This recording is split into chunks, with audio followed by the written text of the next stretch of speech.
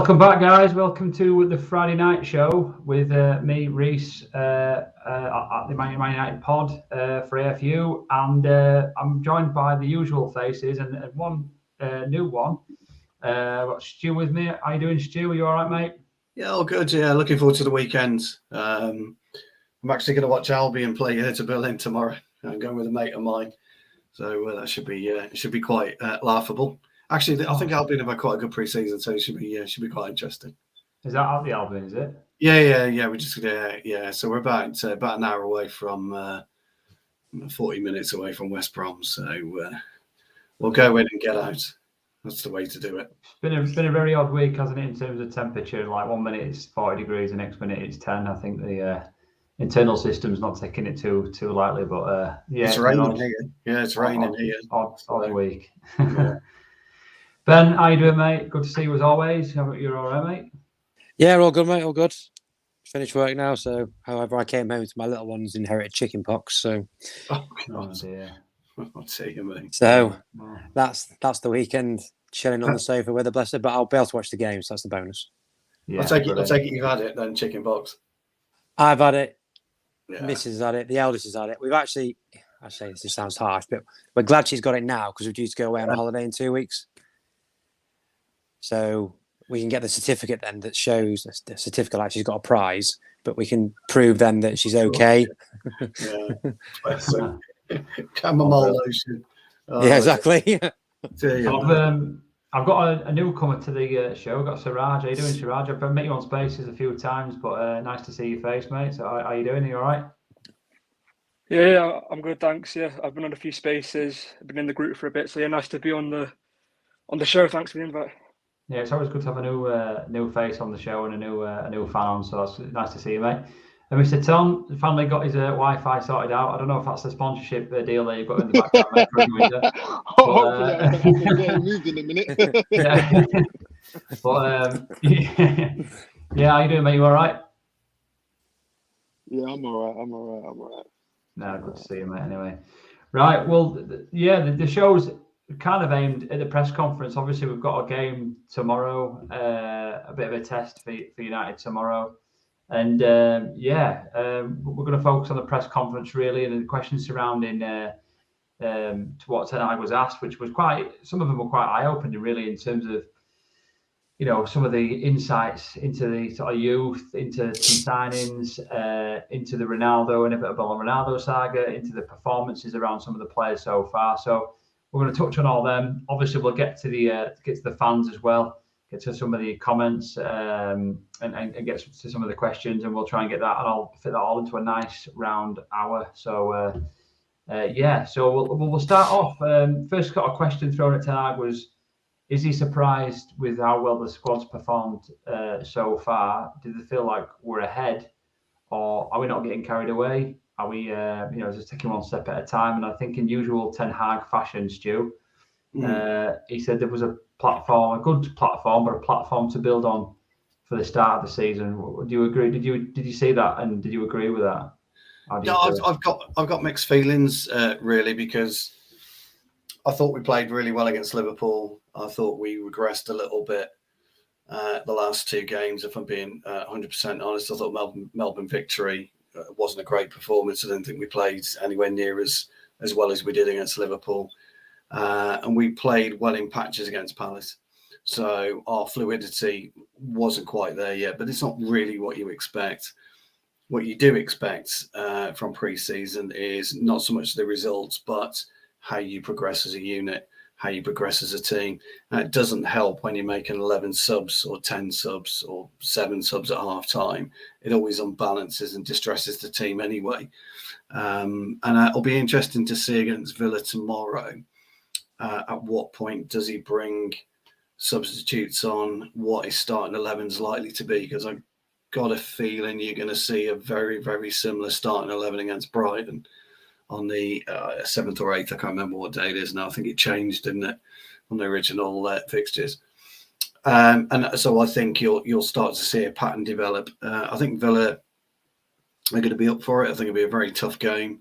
But we've got to improve. We've got to keep on improving. I think Ten Hag's probably had his eyes open just a little bit as to the potential of the squad. I think Mr. Ton said a couple of weeks ago to kind of take the foot off the pedal and go back to type, so to speak, with some of their performances, some of their runs, some of their lack of vision, some of, McTominay walking around, etc., and hiding during games. So I think it would just be interesting to see, A, the starting 11 tomorrow, and B, how we react to the Palace game and the Melbourne Victory game. Most fans will turn around and say, well, how do you think we haven't played so well because we beat Palace 3-1 and we beat Melbourne 4-1? Well, Palace, 90% of their starting 11 that you'll see in the Premier League was missing for whatever reason. So we haven't really started and played difficult teams. And pre-season is all about really just finding your form and finding your rhythm and finding your balance as a player. And I think we've done that. We have found, and players have found their balance and their rhythm. That's clear to see. But as a collective unit, there's a lot of work yet to be done. A lot of work. So, I think tomorrow will be quite telling.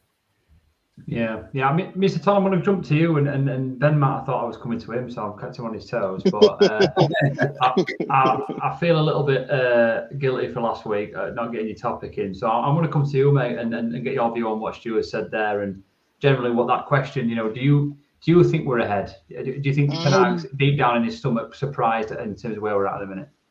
I'll be honest with you. Everything Stu said, I agree with. I can't lie. Nothing I didn't agree with. He said, literally, he said everything's one there. And the only thing I would say that we're ahead of is fitness-wise. The true test is going to come in the Premier League once the Premier League starts, man. These pre-season games are not like Stu said. It's not the real test yet. It's not the real test. And some players I saw in, especially when we went 1-0 down, I see them. They went back to bad habits. And Ralph alluded to it when he was the manager. He noticed players go back to bad habits and didn't follow the tactics that was. This is the problem. So the real test for me would be once the season starts, and now other teams are conditioned, and now everyone's up to pace now. That's for me the real test. But honestly, I second everything Stu said. I can't actually agree with everything he said, man. Yeah, definitely. I think you're right in terms of, I think he wants to make sure that he's not stupid, is he? I think he knows he needs a test, and these next two games are going to provide a little bit of a test, aren't they? It's still a pre-season, but they're going to provide a little bit more of a test than we've had so far. So yeah, I totally agree with that. Ben, we'll come to you, and then we'll ask Siraj to do his initiation for AFU. After that, don't worry, Siraj, I'm only joking. There's no initiation at all, mate, for the channel. But yeah, we'll come to Ben, and we'll come to Siraj if you want it. So do you agree with the lads there? Are we ahead, or is there a little bit more to go out with this? As Stu and Mr. Ton have kind of alluded to, that there's not been a test so far, and we've still got to kind of be on his guard. No, I agree. I think what I like about Ten Hag is there's a thought process into what he responds with, so he doesn't just go the PR related statement or sentence. It's what he says is calculated and to the point, and it's with meaning and honesty. But to be honest, all the stuff that Stu mentioned, I would much rather see in pre-season, because you've then got time to eradicate bad habits. I'd much rather we see them now where they don't really matter. Okay, pre-season does matter in the sense of you want to obviously go into it in the best form you can, but in the meaning, there is 3 points at the end of the game. So for me, I'd rather see the players slipping in and out of these bad habits where they can be addressed, so that by the time Brighton comes round, the players who do have these bad habits have either been spoken to and they've addressed them, or they're not in the starting 11. So that when we do kick off at Brighton, everyone's singing off the same hymn sheet, going in the same direction, knowing that they can't slip in and out of these. They can't just treat it like it's like the old times where we could play. We could almost do the token effort, because we'd still be in the team the next game. That's not going to happen under this manager. So no, I would rather see these performances where players need to be called and need to be sort of given a reality check and said, look, don't rest on your laurels, because if you rest on your laurels, you'll be out of the squad. And I need that, for me, needs addressing now, when it doesn't matter for me, the pre-season games, in terms of there's no points at the end of the game. So yeah.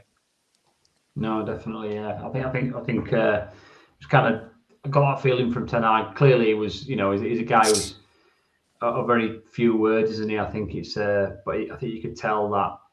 I mean, there's not much negativity from what we've seen so far, is there really? And I'm sure he's a perfectionist, so there'll be stuff that he'll want to work on still and improve upon, of course. But in terms of what we've done so far, there's not a little that we can criticise at this moment in time. So we've got to be positive, but equally, again, we've not had a test. So Raj, what's your view on it, mate? Do you feel like we are ahead, or again, like the panel, rest of the panel, are you kind of like, I want to see more. I want to see some of the signings come in and see what they can do as well. With Martinez still kind of sat back at home and stuff. What's your view on it, mate? In my opinion, I've actually been pretty happy with what I've seen in the first 3 games. Like, I understand what you guys are saying in terms of like the quality of team we're playing is quite bad. Like Liverpool's in the first hour, like they played their kids. Palace had a lot of players who couldn't come because I think of vaccine and stuff. But some of the goals we scored, like especially in the Palace game, all 3 goals I thought were like top goals. And same against Liverpool. So for me, actually, I've been like very happy with what I've seen in the first 3 games, but cautious happy, because I do sort of understand like we haven't really faced a test yet. I think tomorrow, like if we do the same against Villa, who hopefully will part a full team, then I'll be more enthused. But I've been happy with what I've seen in the first 3 games, and hopefully it continues. Yeah, definitely, mate. I hope so too. Yeah, I mean, straight on to signings then, which is kind of the areas where we're going to improve this team, isn't it? And that's kind of where Ten Hag was pointing to, really. Are we ahead? Is this a platform to build on? And if so, do you want more signings? And he was quite adamant about that, Stu, wasn't he? In terms of, he needs, the squad is the thing that he needs to build upon. He's happy with the team so far, and I think in the back of his mind, he's building a team that, he's getting somewhere near his first team, but there's obviously clearly areas in his team that's weak if we pick up injuries in certain positions, and plus we need a bigger squad if we're going to compete on all formats of club football. So, where specifically do you think? I mean, he mentioned Ten Hag was asked, and he said the midfield and the forward line have performed well. Where do you think specifically we need to be focusing on? And is there any players that you feel as if we need to be kind of honing in on still, or what's your thoughts, mate? Yeah, look, squad depth is vital anyway. At any level of football you play, and let's be brutally honest, our squad depth has been pretty woeful. With quality, not actual bodies, but of quality bodies. And you can have a leaner squad, but with better players, and do quite well. There's crikey, back in the 80s, Ben might remember this, he might not. But Aston Villa famously won their the first division with 14 players. He just used 14 players throughout the season. Now it's completely different, but it's all about utilising and how you utilise the players, and how how they keep themselves fit and how you keep them fit and that type of thing. So we could go on about signings forever, and this is the biggest issue because everybody's got an idea of what they would like. Everybody's got an idea on the type of profile of play that we should be bringing in, and Ten Hag obviously wants to do it. The critical thing is, it's not actually who you bring in. It's you're going so deep now into the transfer window. By the time August the 8th comes, you might still have them on the sidelines for an extra 2 or 3 weeks until they get up to some kind of speed. If Martinez and Eriksson don't go to, do we fly from Australia to Norway? Is it? Yeah, those two are going to meet us in Norway. They are, aren't they? Yeah. So to get them integrated quickly is going to be a difficult job, really, because these guys have had 2.5 weeks together now, and it's going to be very difficult to get these players integrated. And then if you bring in an Antony, hypothetically, I'm not really sure he'd be my first choice to bring in. I know Mr. Tom thinks it'd be ideal to work alongside Dalot, for what he's done for Ajax.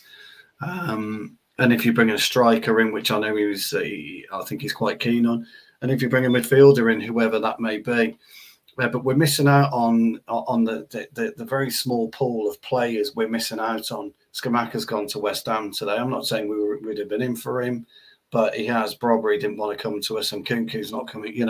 All of these players that you may consider would fit into a Ten Hag system just aren't available anymore. So then you've got to look either closer to home or maybe try and steal Vlahovic from Juventus. Now, the chances of getting Vlahovic in from Juventus are absolutely zip. It's the same as getting Brozovic in from Inter Milan. You haven't got a hope in hell of getting them Verratti in at PSG. These are the types of players that would, really give our squad a much better balance, enhance the squad, because these are, grade A type players, but you're not going to get these types of players. So then you've got to look at other areas. Do you look at an Ivan Toney, for an example? Now, look, I quite like him. I think he would fit Ten Hag's system quite well. Mr. Tom was absolutely right about Sebastian Haller. Who gives a fuck what he does outside the 18-yard box? It's what he does inside the box, which is critical to the way that Ten Hag plays and the chances he creates. And so you've got to look at who's around that will do that. So we missed out on way too many players. I don't want to bring Frankie de Jong up because I'm fed up of talking about him. Really, I'm just about had enough of talking about him. The Eriksen signing for me is okay. I think we could cope with the midfield that we've got, with the utility of Martinez. That Martinez can play holding and can play centre half. So I think we can cope with the midfield we've got, but we need a 20-goal season striker, and that you're just not going to get those on the open market anymore unless you go balls out for someone like Vlahovic, who, by the way, has been an absolute revelation, carried on his form from Fiorentina to Juventus, and he'll only get better. So, yeah, it's interesting, isn't it? I think he's probably coming to terms a little bit as well that and I think we all knew this at the end of last season. This wasn't going to be done in a single transfer window, was it? And then I think we've got to come to terms with that. We'll get a little maybe ahead of ourselves, expecting that it would be, but yeah, we've still got maybe a couple more signings. But I think to expect that this was going to get turned around in a single transfer window was going to be a little naive. But we're on the right direction, and I think he's done well to sort of get some of the existing squad and existing players sort of back to a level of positive energy and attitude and form, really, I suppose, or seemingly like that way. Ben, I'm going to come to you, mate. So just keeping you and Mr. Tom on your toes, really, just kind of switching in between you two. So you just never know where I'm going to come from. So yeah, Ben, go on, mate. What's your views on the signings? He said he's happy with his midfield and forward line, but he does need to strengthen this squad. So do you agree with that? Do you think that the squad's there? Do you think, or do you where specifically would you sort of target, mate? The thing is, again, for me, Ten Hag is diplomacy 101, isn't he? Because if he comes out and says, I desperately need players, the media's narrative will be, oh, so he doesn't trust his players. If he then says, my players are brilliant, oh, so he doesn't need any players then. So for me, he's playing the media perfectly for me. I think he'll know what areas he needs to address, and they would have been articulated and ironed out way before we even left for Australia, to be honest, with what he'd have seen and understood from the information he's probably been given, no doubt. I think he'll get I think the Antony deal will be done purely because of his affinity for the player and of what in terms of what he adds to the system that he wants to play. I had this chat with a friend of mine in work a couple of weeks ago, or not a couple of weeks ago, sorry, earlier on in the week. I don't mind. Now, this is just me anyway, my personal view. I don't mind. Say we got Frankie de Jong and Antony. I mean, God knows who we'd get as a striker, but for those two specifically, I'm not too worried about when they arrive because they're players that know the system. So their transition into knowing what they're doing is very short. Yes, they've got to know their players they're playing with, but because they already know the system, that time span then gets shortened far quicker because they know what they're going to be asked to do straight away. And then it then gives the players that he's currently got the opportunity to really learn the system they're playing, who don't know what they're doing, in the positions that these players are going to come into that he buys, so that if those two players can't play for whatever reason, the players that he brings in understand the job they need to do when those two players don't play. In terms of strikers, I don't know really. The one thing I do like about Ten Hag, though, in the whole striker market, is the fact that I don't think he would go. Well, not I don't think. I categorically think he would go against the trend of what a supposed club of our stature would go for because of who he is as a manager. That archetypal type of player who the media might say that United should be signing. I actually like the fact that he might pull some gem out of the hat that we've either not heard of or people have just completely looked over because they would have never thought we'd have gone for that level of player. Because you don't always have to have a grade A player. You can make a grade A player so long as they have the right qualities that the manager can see that he can then enhance. Because not every player progresses at the same rate. There are players who take a bit longer before they hit their prime than maybe they should have done compared to somebody else in the same position. So I don't have an issue for that as long as it's the due diligence is done and the player that he goes after fits what he wants. So just a comment here, Ben, just really quickly, and we'll move on to Siraj's view on it. But I don't know if this is the real Ole Gunnar Solskjaer, but assuming it's not, Ten Hag is doing wonders with Ole's squad. So, I mean, do you think that's what? Do you think he's just getting the best out of that squad at the minute, or do you think that? What do you think it is in terms of? Do you think he completely needs to sort of look at signings and revamping his squad completely, or do you think that the talent is actually there, so that are we performing a bit better than we expected? I said this to. When I was discussing this, that major surgery can sometimes be catastrophic, and embedding little sort of branches within your squad initially to build on is a far better platform to progress the team than going major surgery like Fulham did, where they brought in 11 players and it all went to pot. So. But also, some of those players that we've currently got in the squad, I know there's obviously a lot of conjecture said about them from previous seasons in terms of what they did. But all it takes is you to resonate with that manager's voice that clicks with you. And some play, like you see, I've seen it before when I first started watching football years ago, where certain players followed a manager around because they just had something in how he made them feel as a player in terms of how he got the best out of them. And some of the players may have had that with Ten Hag because of how authoritative he is, how direct he is, demanding, but how he delivers it in a different way to how Jose would. Jose he had the ego because of what he'd done. Ten Hag's not got there yet, but he's still got an ego, obviously, but it's not like the Jose was. So for me, yeah, I think the players they're not. The thing is, that the players aren't shit. The players aren't crap that we had. Yes, they never ever lived up to the expectations that they should have done, and they got hammered for that, and rightly so. But they weren't like conference level players that we had bought. Yeah, they just needed someone to be able to extract what they should be delivering all the time out of them. I think the problem you got is, I mean, I take your point, Ben, about it, but crikey, if I'm playing for Man United and I can't get out of bed in the morning and motivate myself, and I need somebody to do that, fucking go and do something else. You shouldn't be anywhere near a football club. And this is the problem with the modern day poser of a footballer. They haven't got the backbone or the balls to understand that for them to improve, it's them that's got to improve. Words don't make you improve. It's you as an individual, as a man and as a person that can improve. And these guys have got to do that. Ben's right about the way that he comes in. Managers will put a structure in place, but you're the only one who can improve. Ten Hag can't take a shot for you. Ten Hag's not the one that's controlling the football for you. And, your brain is telling you where to stand. You should be reading the game during it. These guys that were playing last year under Ollie and under Ralph, they just couldn't be bothered. And that's down to them. Those are the ones that down tools. So, like I say, I agree with Ben.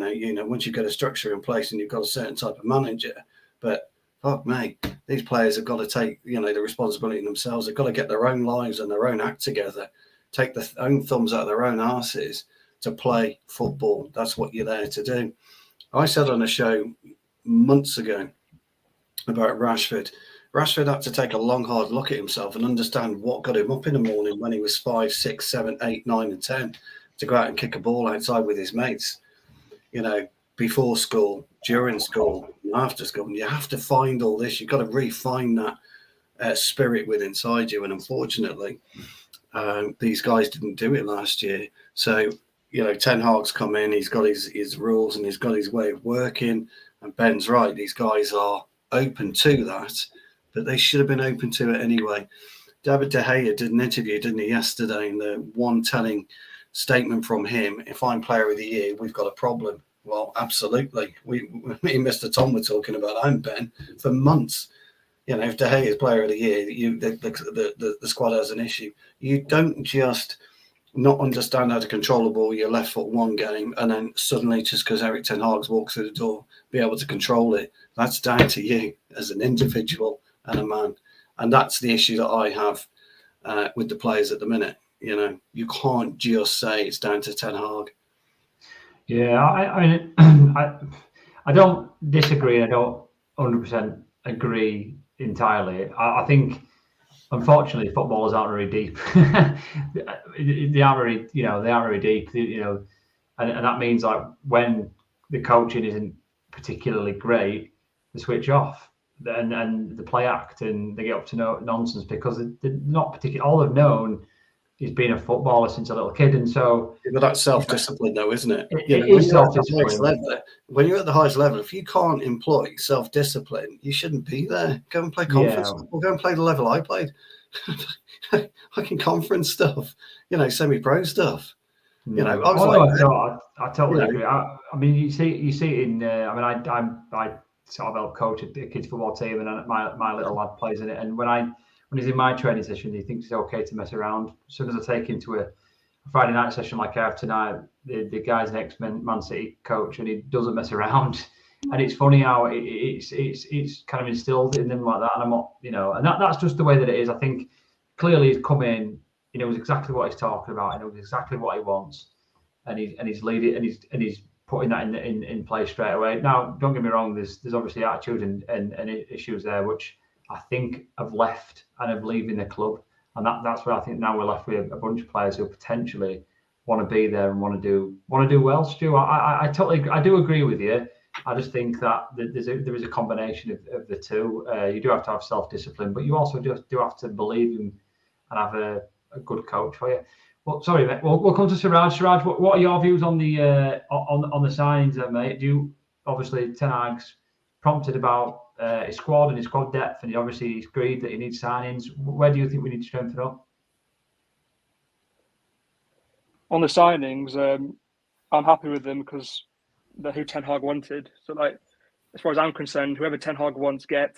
I think it was said before, the club was going to get Pau Torres, but instead they went with Ten Hag's choice of Martinez. I like that. Keep doing that. While he's out this club, quite bad that, for me, that was a surprise, but, it shows how bad the club has run. If I'm surprised by that, that should be a given. But the signings, like I said, have been good. In terms of who we need to get, I agree with what was said before. I can't remember who said it, but they said we shouldn't get 6, 7, 8 players like what Fulham did or whatever. Because I actually agree with that. Because I actually do think there are a lot of players last year who massively were lower than what they're capable of. Like Sancho, Bruno.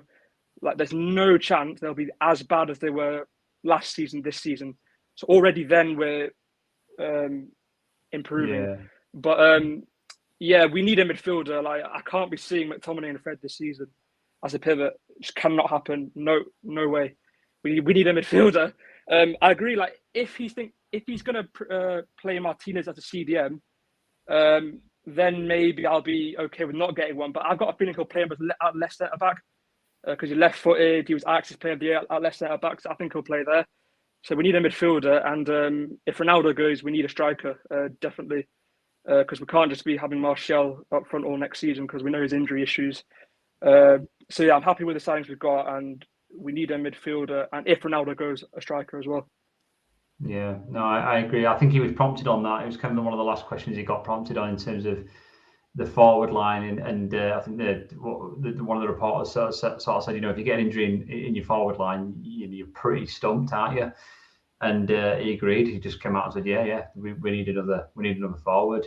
Mr. Tom, what's your views on that? Do you agree with Siraj in terms of we've got a strong squad here of players who have underperformed, and obviously they're going to get better, which means naturally the team's going to be better anyway. And obviously adding more signings to it's only going to mean a good squad. So what's your views on it, and kind of where do you think we do need to focus on? I definitely think midfield is the biggest area. I thought that before the season finished. Still think that now after seeing the games, and even Ten Hag alluded to it, not just midfield but attack. When he got asked about how do you break down low blocks, you need more intelligent, smart players. Yeah, he's alluding to the attack and to the midfield. You need more smart and intelligent players, and clearly players that know his system. That's probably why he wants Antony. What he does is repetition. Do you know what I mean? Cuts in, tries to cross. If not, tries to shoot. Cuts in, does repeats the same pattern of play. If not, plays the ball in for the with the overlap, the fullback. It's literally, if you watch him, it's just repetition. Like Ten Hag has made his game very disciplined and just stays out wide. But when he does come inside, like I said, fullback overlaps. He puts that pass in like how Sancho. It's just it's repetition. And that's Ten Hag likes to drill his players. So like I think someone mentioned it earlier about the Sandro and Eriksen not being with the squad, but I saw the lady from Sky Sports saying that the club and Ten Hag feels like those players don't really need much time because they already know the way he wants to play. It's more focused on the players that have been there. So I would definitely say for that, there's going to be a lot of bumps on the road. We definitely need his signings, man. And there's parts where, like, for me, where we're definitely going to be at a crossroad if Ronaldo leaves. Because then if we don't get another attacker, what happens if, like I said, Martial gets injured or Rashford gets injured now? Now we're do you know what I mean? Where does that leave us? So if we get another attacker, we can, if hypothetically, if we get Antony, you put him out right, move Sancho to the left. Now you've got two strikers. You can turn Rashford into the striker. Rashford and Martial as a striker. But Rashford can also cover the other positions. Same with Martial. And Langer can cover. Once you add one attacker, it then makes it, you've got more options now just in case anything happens.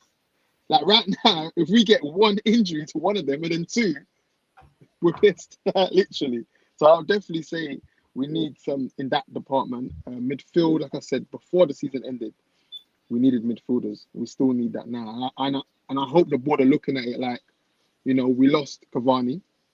We might lose Ronaldo.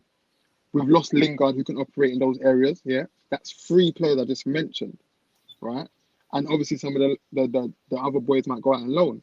Same with midfield. Lingard could sort of operate in a 10 role. Mata, Matic, Pogba. Do you see what I'm saying? Like we need to reinforce those areas. Like defense, to me, I've always said shouldn't have been a priority. Obviously, I get it. He wanted to beat Arsenal, but midfield and attack, we need. If you look at the numbers we've lost and the quality we've lost, it doesn't make sense to not reinforce those areas, in my opinion. Yeah, no, I agree. I've just asked. Oops, inadvertently muted myself. It must have been a sign. I've just asked chat there in terms of which just moving on to kind of signings and kind of depth and I suppose promoting the youth into the first team. Which youth players do we keep for the squad next season? Which ones do which ones do we keep and which ones do we send out on loan? Obviously, Garner's not had much time. Garnacho's still not had much time. We haven't really seen much of Palestri, although he started well, didn't he, in that first game, wasn't it?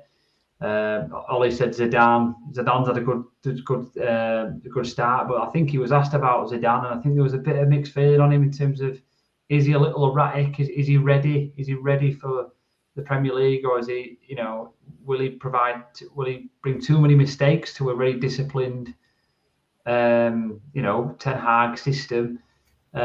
So we are, as much as the youth has got an unbelievable amount of talent in it, it doesn't seem like there's many of them are really sort of giving Ten Hag much of a headache to push their way into the team. Hannibal was seemingly like at the end of last season was somebody who looked like he was going to push his way into the team, has kind of dropped away a little bit. Maybe I don't know. Maybe his name doesn't seem to be coming up to the top of the list, but Stu, what's your views? I know you've kind of had a mixed feeling on the youth because I think you've kind of remained quite pragmatic, I suppose is the word, isn't it? You know, you've remained realistic in terms of, you know, the Premier League's a big challenge, and for some of these kids to come to that is a big step, isn't it? So, what's your views on it, mate? Who do we keep and who do we sort of send out on loan?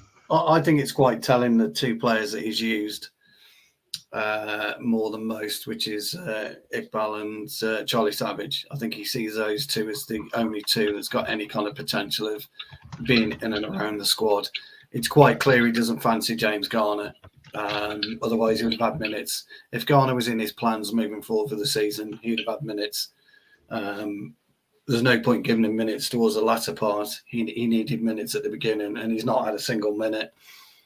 He was injured. Stu. He was injured, I know. Yeah. But he didn't go out at all, did he? You're absolutely right. He was injured, wasn't he? Yes.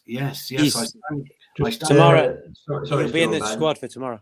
I stand corrected. He was injured. Yeah. I stand corrected. So it'll be interesting to see how he uses Garner then. But I see Garner going out on loan anyway. Just a quick one, Stu. I think Mr. Tom's got to entertain his good lady, so fair enough. Let him in. Let him in. He's got to win some brownie points tonight, I think, and do the right thing. Yes. So good to see you, mate. Good to see you as always. Have a good evening, mate. See you, buddy. Guys, man. See you later, mate. Sorry, but you are right about Garner. That slipped my mind completely. I forgot about that. Yeah. But I do think it's only Savage and Iqbal. But I did make a point that when Iqbal did his little round the world turn against Melbourne Victory, if I'd been on that squad, in that team and in that changing room, I'd have had quite a word with him that you don't go around, you don't do stuff of that nature. You've got to learn to play football as a group, and he's got to learn it. You know, the Premier League, somebody will just go right the way through him. So these kids have got to learn. Sometimes you have to learn the hard way. Charlie Savage gave the ball away a couple of times. You've got to learn the hard way. I had it. Ben had it when he was at Leeds. You give the ball away, you get an arse kicking. That's how it is. And these kids they've got to become resilient. And unfortunately, a lot of the younger youth at the minute, they're as good as they are, they're just not resilient as people yet. And they need to become resilient. I thought Palestri, when he came back, might have had an opportunity to maybe stake a claim, but I think you'll see likes of Ahmad go out on loan again, Palestri go out on loan, Garner go out on loan, Medjbury will need a loan, Shurateri, they'll need a loan. They've got to get some kind of experience. For me, I've said it before, Garner would be perfect fit for Brighton. It would be ideal for the way that Graham Potter wants to play, and he will flourish at Brighton. Maybe not so much at Forest, because Forest has signed about 6 or 7 players. And so would there be any room for him at Forest? I don't think so, but I think he'd be brilliant for somebody like Brighton. Medjbury would be great for somebody like Southampton. I think Hasenhüttl could do something with him. He's very combative. He's got the energy that Hasenhüttl likes. And I think he'd fit Southampton quite well. Ahmad is your one for me. I'm not really sure where you would place somebody like Ahmad. He hasn't grown in stature. If you look at him, he's still kind of the same size to what he was when we got him from Atalanta a year and a half ago. He hasn't improved. He hasn't grown as a man, and he needs to do that. Palestri's got a bit more about him. But again, I think he's going to need a loan. But you don't want to send in someone like Alaves. You've got to move him up the scale and try and get him somewhere like Atletico Madrid.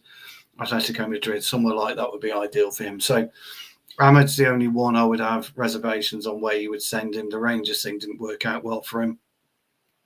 Perhaps if I was Ahmad and I was United, I'd probably look to go to Ipswich.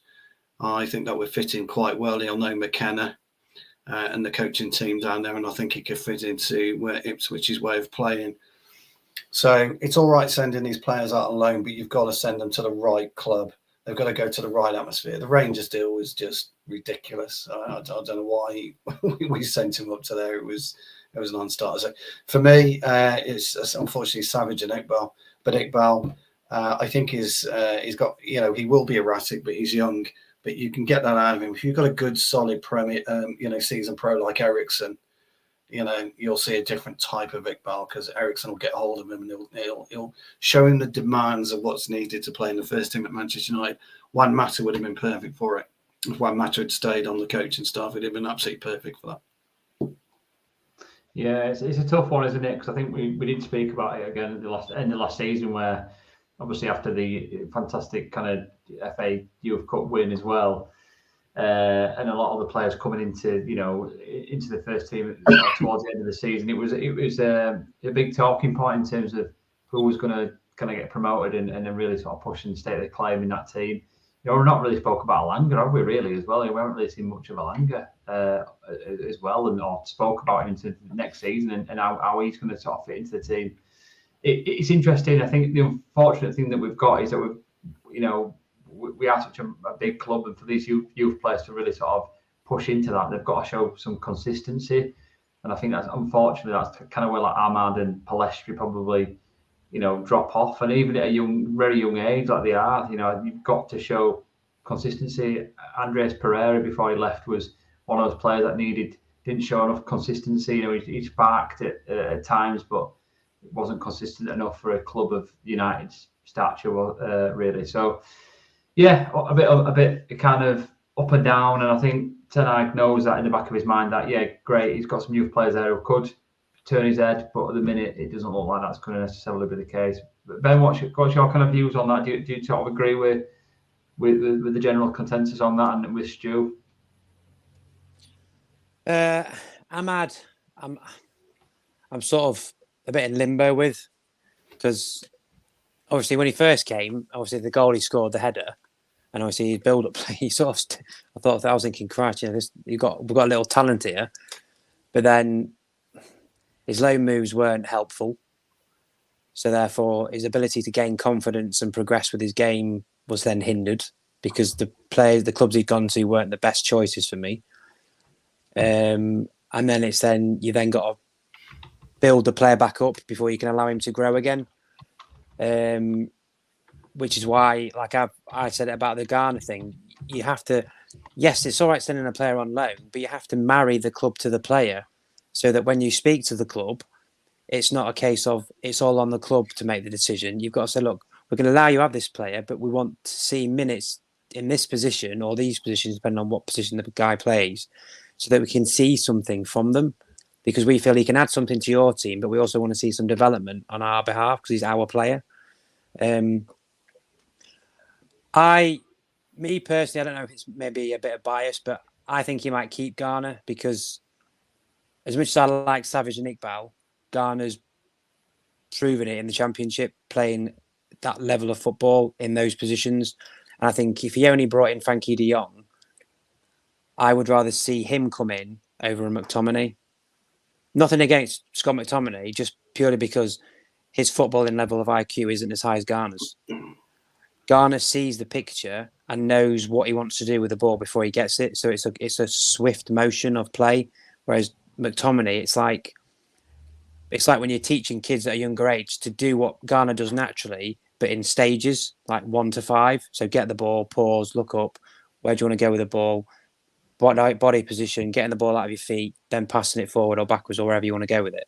Ghana just does that naturally, because he's constantly looking over his shoulder. Savage did it a bit in the game when he was trying to get Donny van der Beek in. McTominay won't attempt it because he knows in himself he can't do that. It's not in his game. He is not that type of midfielder, which isn't a slant on him. That's just him. That's just his where he is with his ability level. Not everybody has it, so it's not a negative on the footballer. Alanga, I think he'd probably keep him just because of the 5 subs and squad depth. Young Fernandez, I'm guessing the plan is probably to sell Tellez, and then you go with Malacia and Shaw. So I'd probably look to send him to a Championship club, because I think he's too good for the under-23s. I know obviously they're increasing the age, the amount of elder players that they can play in it, so you can have a few more men playing against you. But again, it's still not as competitive as playing for a Championship club, because you're doing it week in, week out. He's due out on loan, I think, Fernandez. I think they're looking to loan him. I think you're right, Ben. I think they're looking to loan him. Palestri, for me, is the enigma, because I really like him. I've watched a lot of him on the clips I've seen that Diego, because I follow Diego Forlan a lot, and he posts a lot Obviously, I know he's got that Man United bias, but so he will post a lot of stuff to do with Palestri with the Uruguay team and his progression through their youth system. And it's very competitive, South American football. People dismiss it, but Ecuador, Peru, Chile, they're not crap nations when it comes to producing footballers, and especially at the youth age. So, and he's shone. For me, I would like to see him at either almost like a championship version of Brighton, where they play expansive football, and he will, because Alaves, for instance, for me, was a killer of a loan. They don't have the budget. They're rigid on their system. They're rigid on their system of play. The manager's not going to go with a youngster when he knows his job's on the line because the team aren't going to have the funds to bring in top quality players. So it's then I don't want to go on with a risky bet. I want to go with a safe bet of playing a 29-year-old. He might not have the pace that Palestri has, but he's a man. And I get that, but then don't send him there in the first place, because you've then instantly killed his progression for 12 months for me. So I'd like to see him go to sort of like a Brighton or a Southampton under Hasenhüttl, or even because they've actually been getting a bit of stick in the press, like a Newcastle, Diallo to Newcastle on loan. They've signed no players. Eddie Howe likes to play football. They could potentially lose. Was it St. Maximum? It was their like player of the season last year, the attacking guy. Because if he obviously got injured, you would need it. Now, I'm not obviously saying Diallo's going to be better than him, but it's at least a like for like replacement in terms of he's got pace, he plays in that sort of similar position, and he's given him Premiership experience. And Eddie Howe likes to play football. Palestri, I'd like to see go to almost like a Championship version of Brighton, like I said, because he's got the technical ability, he's got that technical acumen. He just needs minutes against men to improve his physical demeanour, get him used to playing against guys that aren't going to be of his same age, and we'll give him a wallop and see how he reacts to that. I said Atleti because I think a year under Simeone would do Palestri. Yeah, if they were prepared to take him, yeah. Just under Simeone. It's not the club, it's the manager. So I think it'd be great, Simeone for Palestri. A year under him would be perfect. I think that's the only reason I said Atleti. Because I think Palestri would regress if he was stayed at youth level, because he's got such ability. He needs now that level against men, because that will take him, because it's not his ability that will get better, it's his personality and his robustness and his confidence to think, I can do it against blokes who are prepared to give me a whack because I'm better than them as a footballer. Yeah, exactly. No, I agree. Just a few comments here. Hopefully we'll get some positivity from GG, but Alanga bang average, overhyped. Do you guys agree on that? I don't think so. I think he's very young still. I think there's still a lot to go for Alanga. It's a tough one. That I get where he's coming from, and Alanga, you're quite right, is probably regressed slightly, but no, I think it's a bit harsh that. To be honest, I think maybe judge him at the end of the season, see what minutes he gets, and see what happens. I think it's a bit harsh at the minute.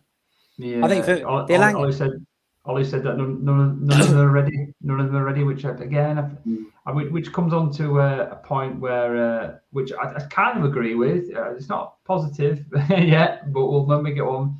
But Hannibal isn't ready. If Hannibal isn't ready, then I guess none of the youth players are. Now is either the pinnacle of that youth coming through, and if he's not ready to get into the team, or would we say that's probably Alanga? Yeah, but it's okay saying that, Reese, but it's through Eric Ten Hag's eyes.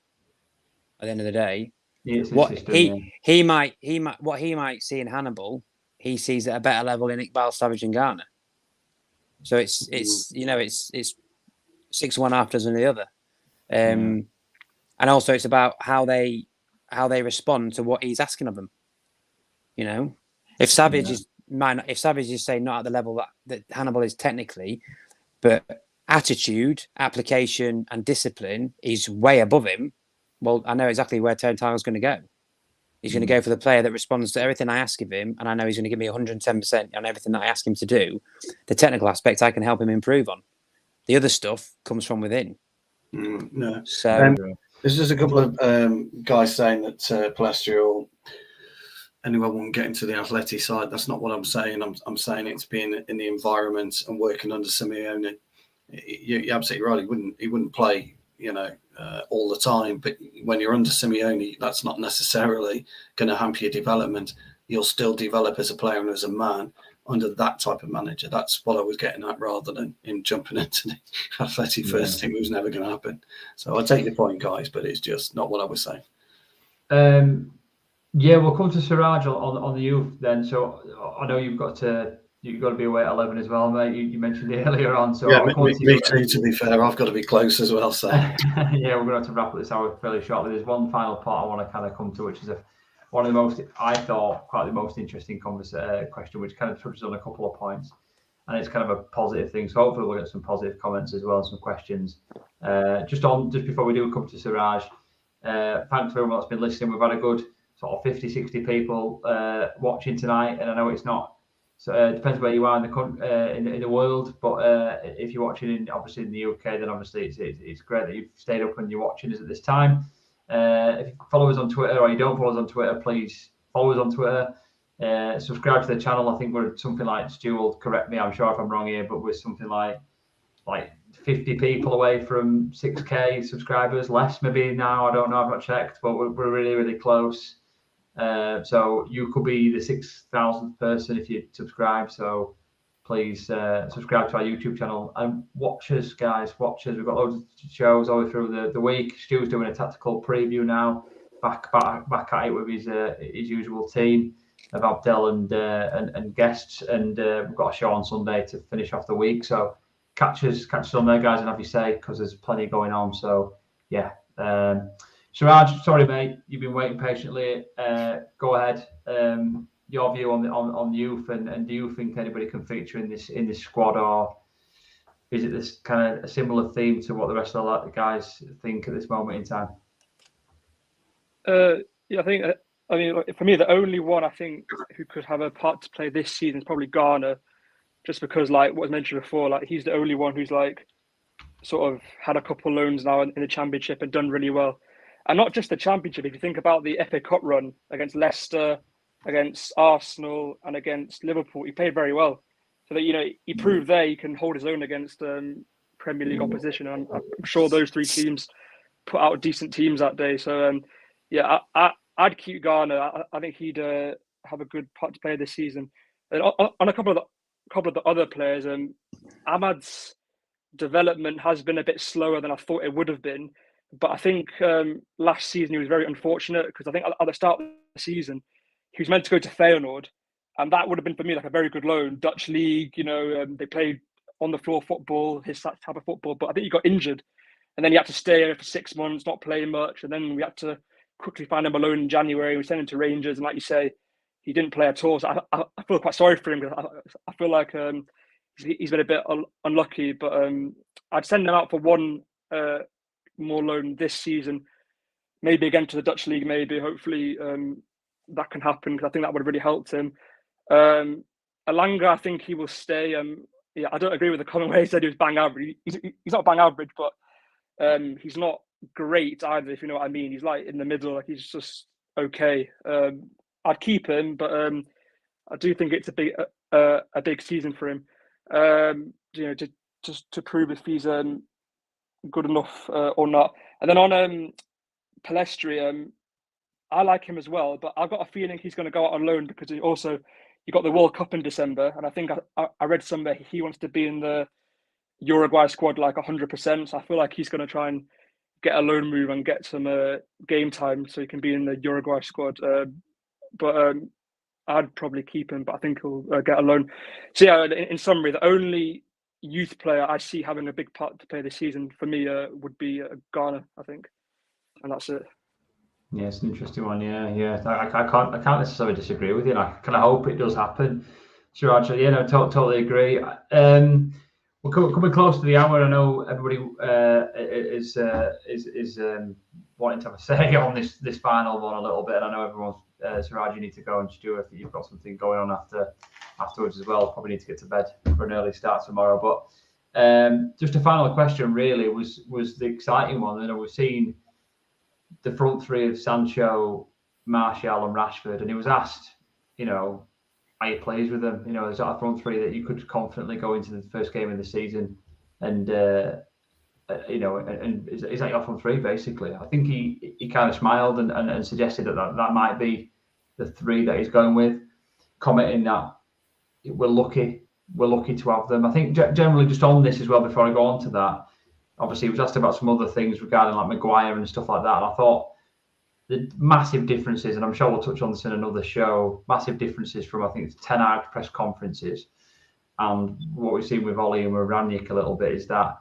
he doesn't dwell on the negative, and he always makes it about we and about the team.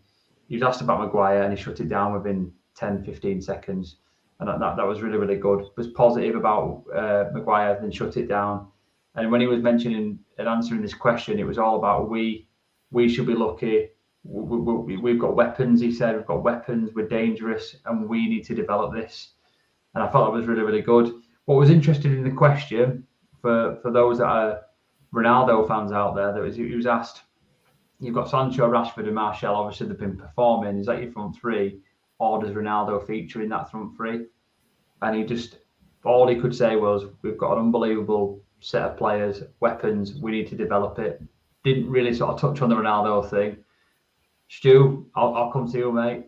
Are you excited about this front three? Could it work? And even if Ronaldo does come back, does he sit on the bench and watch this three develop and become the three that we're hoping it can be? Well, you need 5 strikers.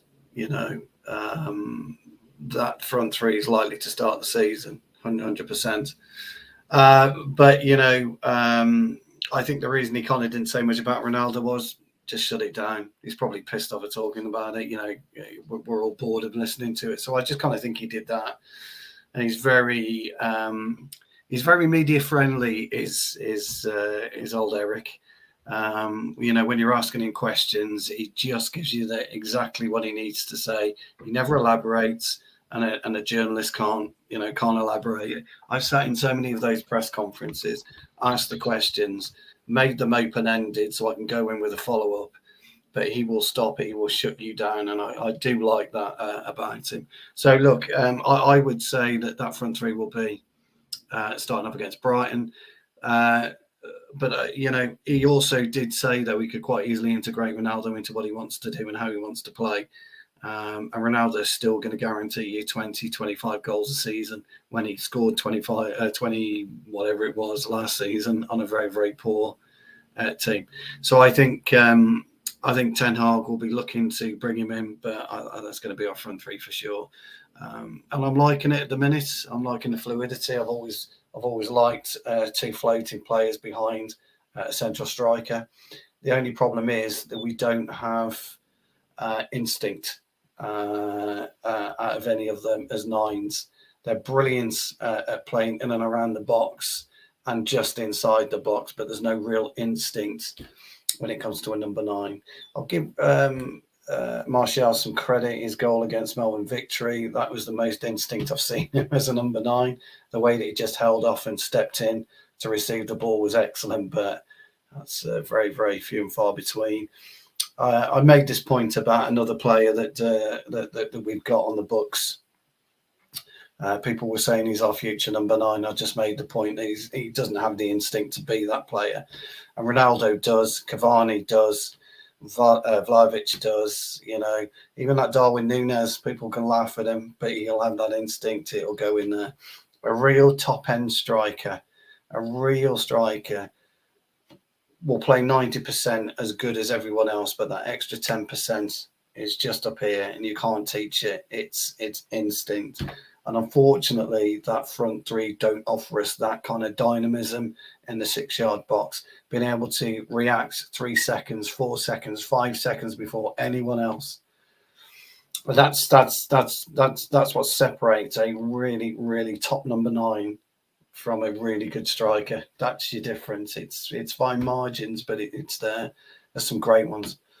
So we need somebody who can offer us that instinct inside the box. That's all I'd say, really. Yeah, I think we do need a plan B, don't we? I think it's definitely a plan A as it stands, but we need a plan B. Ben, what's your views on it? Excited with it or standoffish with it? Is it something that starts and potentially something that can carry us to a bit of success next season. What's your views on that front three? Well, firstly, they have to start because they've played the most minutes. So as much as Ronaldo has the Ronaldo name, he hasn't played any games. So I know he's an insanely fit bloke, but nothing beats match fitness. For me, those three, it's quite simple. There's three words that I'll throw at them all day long: consistency, application, and attitude. That's it. If they show me those three things routinely at 100%, then I'll happily back them playing every single game. In terms of added quality, like Stu says, I look at it as a glass. I look at it from the positives. Me, Ronaldo's basically given Ten Hag 12 months extra to sort out a striker by what he's done. So, yes, I know what he adds to the team from a goals output and his instincts in and around the box are second to none. But he doesn't want to be there. So in that sense, he's brought Ten Hag's plans forward 12 months. Go and get someone that's maybe you're not going to replicate him, but a lot younger who has that instinct that you can then enhance because of their age. And then your attacking lineup's starting to look far more damaging against opposition because you've got a fluid front three who can interchange that are playing currently, who, yes, don't have the instincts, but will still find the back of the net. And then you've got someone who can then come in when you need them to against the better teams. When you get that, maybe that one gilt-edged chance, who will put it away. And also, he doesn't carry the dark cloud that Ronaldo's going to carry over Ten Hag for 12 months. So I just think it's in some almost like made to be way, Ronaldo's gone and done what we all would have foreseen anyway 12 months earlier for Ten Hag, but on his own terms. And Ten Hag's had to do nothing. So nothing can be levelled at his door.